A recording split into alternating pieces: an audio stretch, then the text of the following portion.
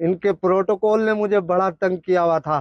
صاحب بزی ہے، صاحب میٹنگ میں، آج صاحب بالکل اکیلے ہیں اور کوئی پروٹوکول نہیں ہے۔ یہ کیا ہو گیا آپ کو؟ آپ تو جج تھے، آپ کا دبدبا تھا، جیسے چاہتے تھے قلم چلا دیتے تھے، ہیں؟ آپ ایسے ہو گئے؟ آپ اتنے تنہا ہو گئے؟ آپ اتنے اکیلے ہو گئے؟ یہ کیوں؟ آپ یہاں پہ بھی جج ہی ہے نا؟ صاحب صاحب یاد ہے میں وہی ہوں جس کی بائک چوری ہو گئی تھی۔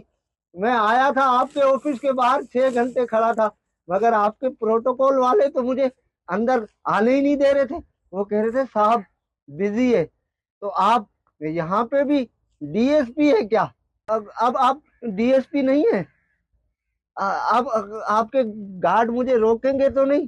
کوئی مجھے دھکے دے کے باہر تو نہیں نکالے گا؟ ہیں؟ میری بے عزتی تو نہیں ہوگی یہاں پہ؟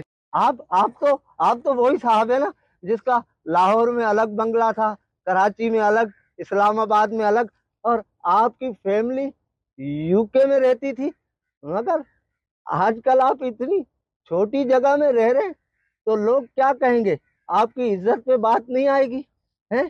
آپ یہاں بھی تو بہت بڑے، آپ آپ آپ تو اتنے بڑے بلڈر تھے، آپ کا تو اتنا نام تھا، آپ تو ساری چیزیں بنا بنا کے لوگوں کو بیچتے تھے اور اس کے بعد اس کی ڈبل فائل نکل آتی تھی۔ تو کیا یہاں پہ بھی کوئی ڈبل فائل ہے؟ یہاں پہ بھی آپ بلڈر ہیں؟ ارے صاحب آپ تو ہر چیز برانڈڈ پہنتے تھے، ہیں؟ جوتے بھی برانڈڈ، بنیان بھی برانڈڈ، کپڑے بھی برانڈڈ ہیں؟ تو کیا یہاں پہ بھی ساری چیزیں برانڈڈ ہیں؟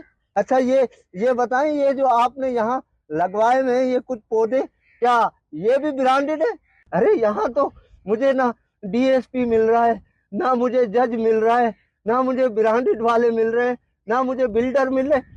ارے یہ حاجی صاحب، حاجی صاحب، حاجی صاحب کچھ بولیں تو صحیح۔ حاجی صاحب، حاجی صاحب آپ تو بہت بڑے تاجر تھے، آپ چیزیں اسٹاک کر کے رکھتے تھے اور اس کے بعد اس کو ڈبل ریٹوں پہ بیچتے تھے۔